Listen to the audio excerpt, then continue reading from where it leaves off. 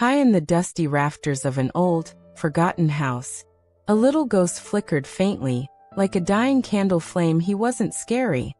Not really. He was small and translucent, made of silvery mist that shimmered when he moved. His greatest sorrow wasn't his ghostly state, but a deep, aching loneliness. Generations had come and gone beneath him, laughing, crying, living vibrant lives, yet none had ever truly seen him. He drifted through walls, watched families gather for meals he couldn't smell, heard bedtime stories he couldn't feel the warmth from. He existed, but he felt utterly invisible, a silent observer in a world that had moved on. His deepest wish wasn't to haunt, but simply to be known, to be remembered by just one living soul before he faded away entirely, lost to the quiet emptiness of time. One crisp autumn evening, a new family moved into the creaky old house.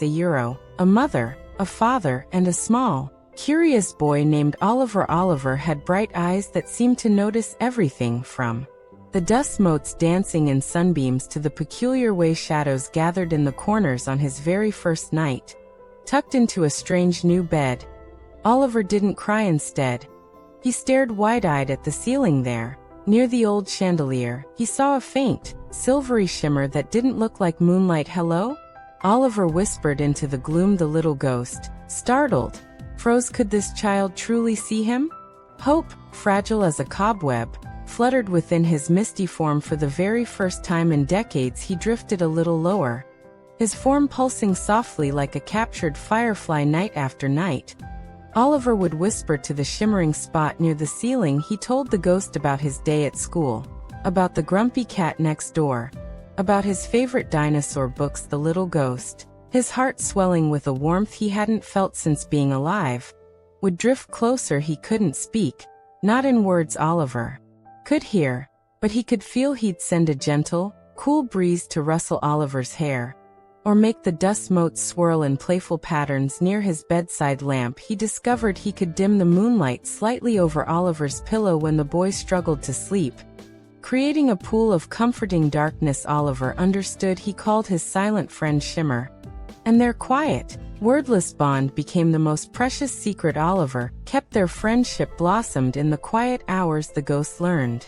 Oliver loved cinnamon buns, so he'd flutter excitedly near the kitchen window on Saturday mornings when the scent filled the house. Oliver, in turn, would leave tiny drawings under his bed, pictures of a friendly, smiling ghost shaped like a wispy cloud, just for Shimmer to find. One rainy afternoon, Oliver discovered an old, water-stained book hidden in the attic. It was a journal belonging to a boy named Thomas, written over 100 years ago. As Oliver read aloud about Thomas' adventures, climbing the very same oak tree in the backyard, building a fort in the same attic corner, the little ghost shimmered brilliantly with recognition. Thomas, that was his name.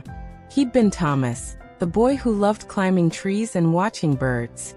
Oliver had found the key to his forgotten past, but as the seasons turned, Thomas the ghost felt a new fear. He wasn't just lonely anymore. He felt thinner, less substantial. The effort of shimmering, of moving the dust, of touching Oliver's hair, seemed to cost him more. A terrible dread filled him.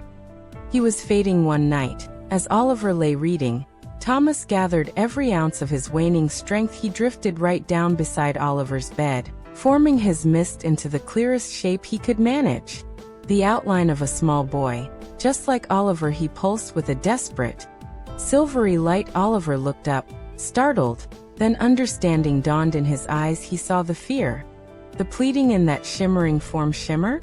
Oliver whispered, his voice thick. Are you going away?"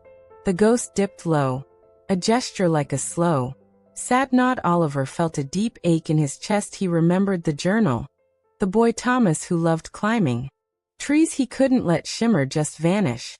"Forgotten again. I won't forget you," Oliver promised fiercely, his small hand reaching out instinctively, though it passed through the cool mist. "Thomas, your name is Thomas, and I'll remember you, I promise." He scrambled out of bed, grabbed his box of crayons, and began to draw not just a ghost, but a boy, Thomas, with messy hair and a big smile, climbing a tall tree under a bright sun. He wrote Thomas' name carefully at the top. "See?